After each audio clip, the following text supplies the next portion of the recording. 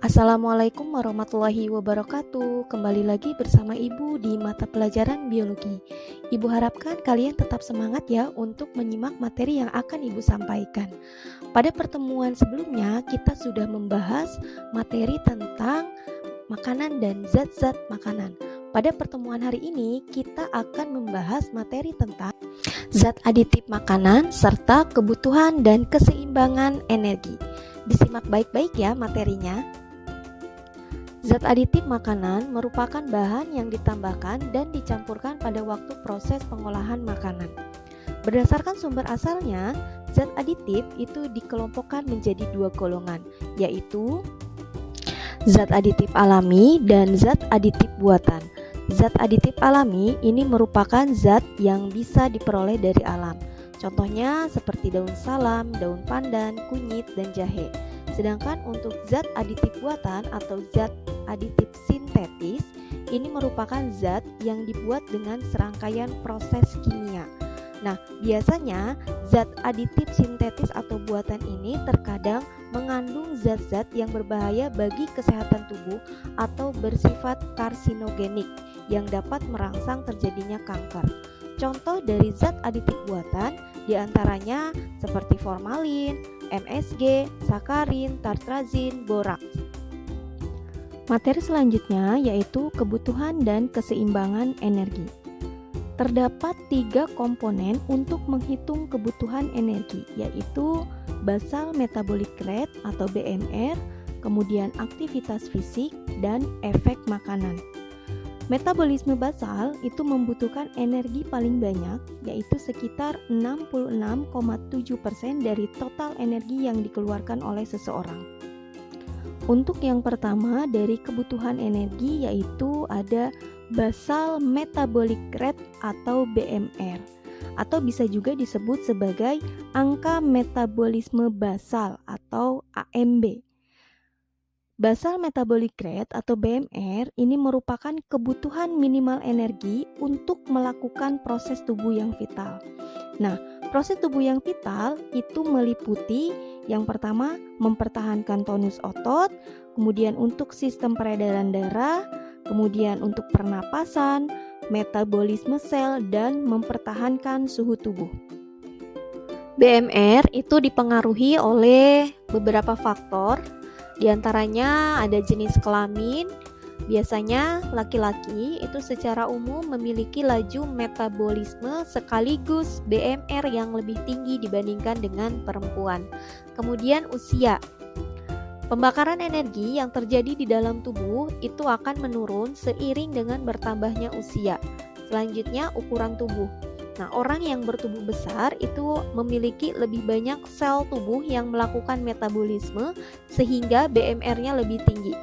Selanjutnya ada tingkat kesehatan, kemudian suhu lingkungan, gitu ya. Yang suhu lingkungannya rendah atau tinggi, ini biasanya tubuh harus bekerja lebih keras untuk menjaga keseimbangan suhu internal. Nah, hal ini yang menyebabkan terjadinya peningkatan BMR.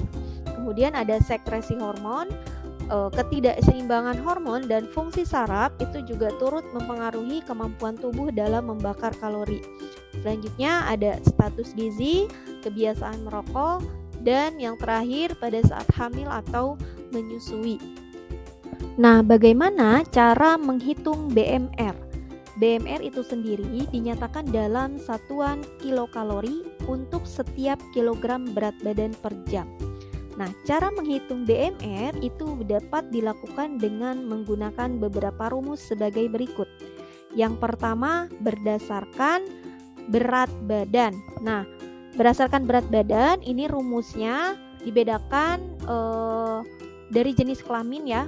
Untuk BMR laki-laki itu rumusnya sama dengan BB dalam kilogram dikali 1,0 kilokalori dikali 24 jam. Untuk yang wanita itu sama dengan BB dalam kilogram dikali 0,9 dikali 24 jam. Nah, untuk perhitungan yang kedua ini dengan memperhatikan kelompok umur, jenis kelamin, dan berat badan. Nah, perhitungan BMR ini itu sudah sesuai menurut FAO, WHO, dan UNU gitu ya.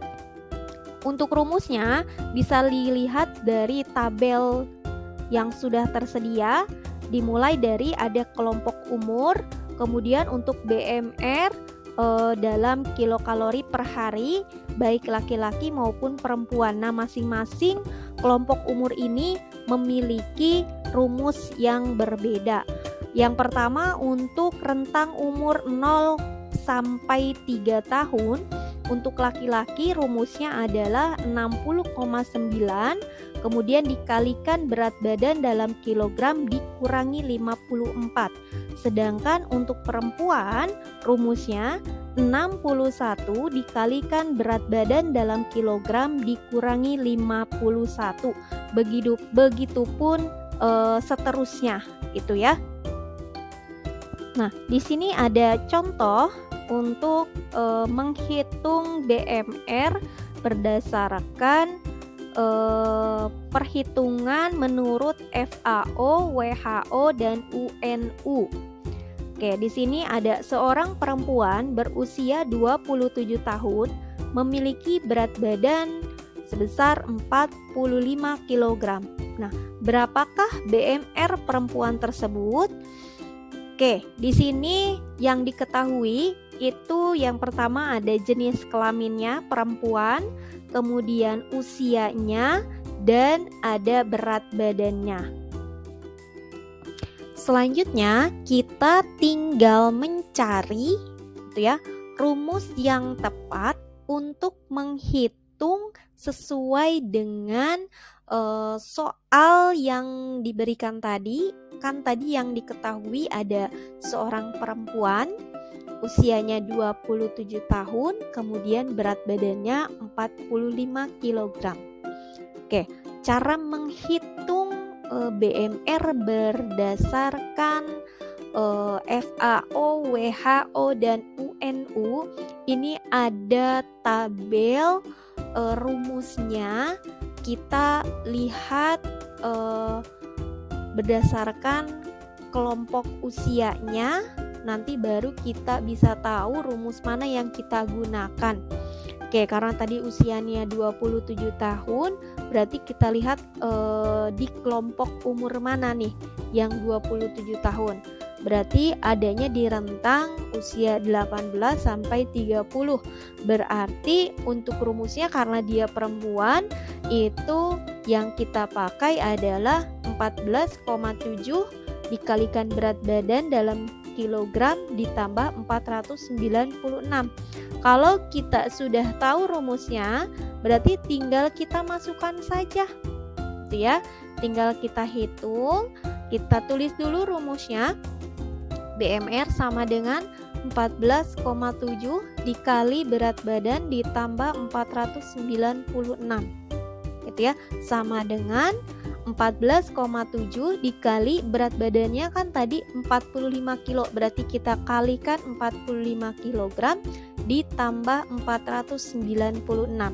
Oke, yang pertama kita hitung yang perkaliannya dulu ya. 14,7 dikali 45 hasilnya 661,5, kemudian baru kita tambahkan 496. Nah, untuk hasilnya 661,5 ditambah 496 itu sama dengan 1157,5 kilokalori. Berarti BMR perempuan tersebut sebesar 1157,5 kilokalori. Sampai sini bisa dipahami ya? Oke. Untuk rumus berikutnya itu yang kedua berdasarkan rumus Harris-Benedict. Ini yang telah direvisi oleh Rosa dan Sisgal. Nah, untuk rumus perhitungan BMR di sini rumusnya yang pertama untuk BMR laki-laki itu sama dengan 66,5 ditambah buka kurung 13,7 dikalikan berat badan, tutup kurung ditambah 5 dikali tinggi badan, kemudian tutup kurung dikurangi buka kurung 6,8 dikalikan usia. Sedangkan untuk BMR wanitanya sama dengan 655 ditambah buka kurung 9,6 dikali berat badan tutup kurung ditambah buka kurung 1,8 dikali tinggi badan tutup kurung dikurangi buka kurung 4,7 dikalikan usia. Ini untuk rumus perhitungan BMR berdasarkan Harris Benedict yang telah direvisi oleh Rosa dan Sigal. Oke, perhatikan baik-baik contoh berikut. Ini ya.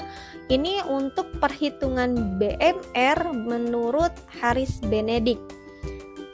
Seorang laki-laki berusia 30 tahun memiliki berat badan 68 kg dengan tinggi badan 170 cm.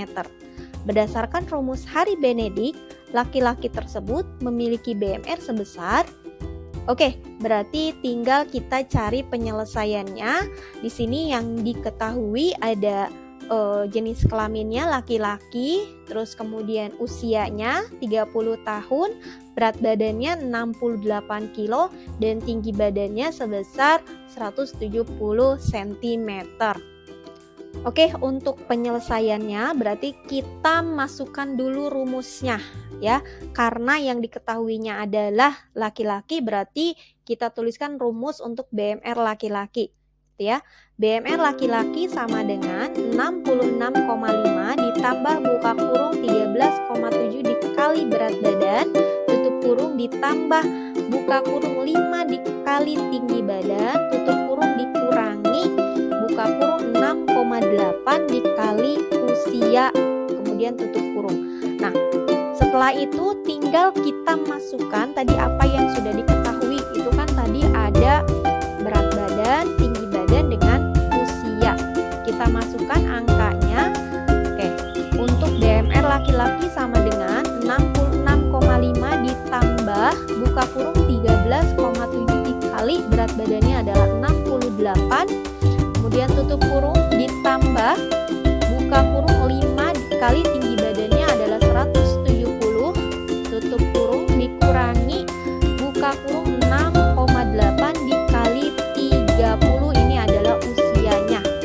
Nah, berarti tinggal kita hitung sama dengan 66,5 ditambah, kita kalikan dulu yang 13,7 dikali 68 itu ada 931,6, kemudian 5 dikali 170 itu sebesar 850, kemudian 6,8 dikali 30 itu sebesar 204.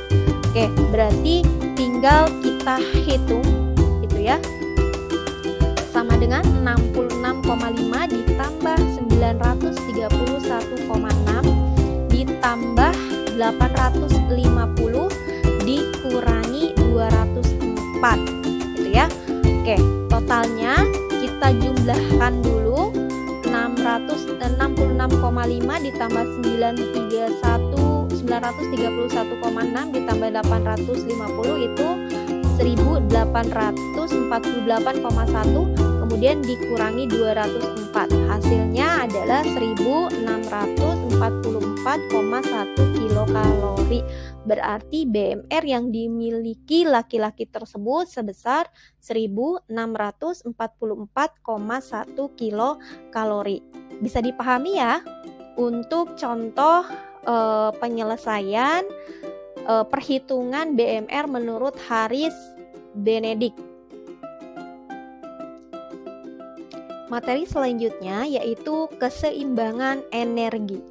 Keseimbangan energi seseorang itu dapat dicapai jika makanan yang dikonsumsi itu bisa menghasilkan energi dalam jumlah yang sama dengan energi yang dikeluarkan.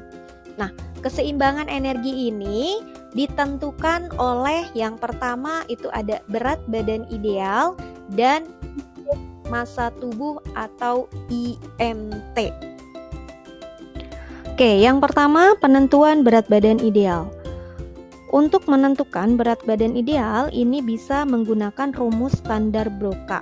Rumusnya yaitu berat badan ideal sama dengan tinggi badan dalam satuan sentimeter dikurangi 100, kemudian dikurangi 10% dikali tinggi badan dalam sentimeter dikurangi 100. Nah, apakah berat badan kalian sudah ideal?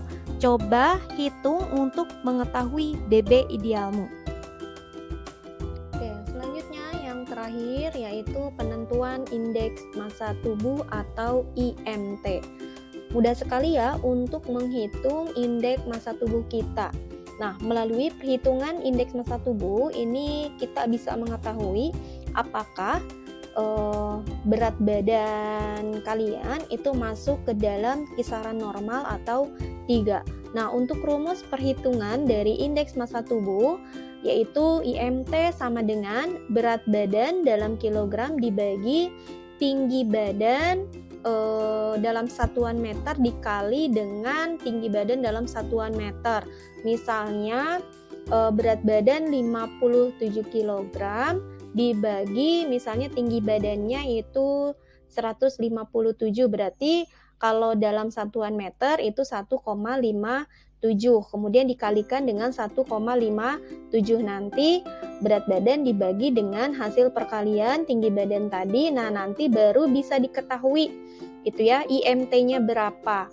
Nah, IMT-nya di sini ada kategorinya ya. Untuk kategori kurus ini berarti kekurangan berat badan tingkat berat itu IMT-nya senilai kurang dari 17 gitu ya. Kemudian untuk yang kekurangan berat badan tingkat ringan itu berarti IMT-nya kisaran 17,0 sampai 18,5. Terus kemudian kalau yang normal berarti dia masih memiliki berat badan ideal itu kisarannya 18,5 sampai 25 itu ya. Sedangkan untuk gemuk itu ya, ini ada yang kelebihan berat badannya tingkat ringan itu kurang dari 25 sampai 27 itu ya batas IMT-nya. Sedangkan untuk kategori kelebihan berat badan tingkat berat ya, ini kisaran IMT-nya sebesar di atas 27 gitu. Nah, di sini coba kalian hitung indeks massa tubuh kalian supaya kalian tahu kira-kira berat badan kalian ini masuk kategori kurus, normal, atau gemuk gitu ya. Oke, untuk pertemuan hari ini kita sampai di penentuan indeks massa tubuh. Nanti kita lanjutkan pada pertemuan berikutnya, berarti kita sudah mulai masuk pada sistem pencernaan makanan pada manusia.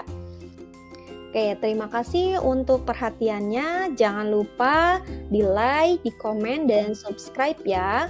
Ibu ucapkan Assalamualaikum warahmatullahi wabarakatuh.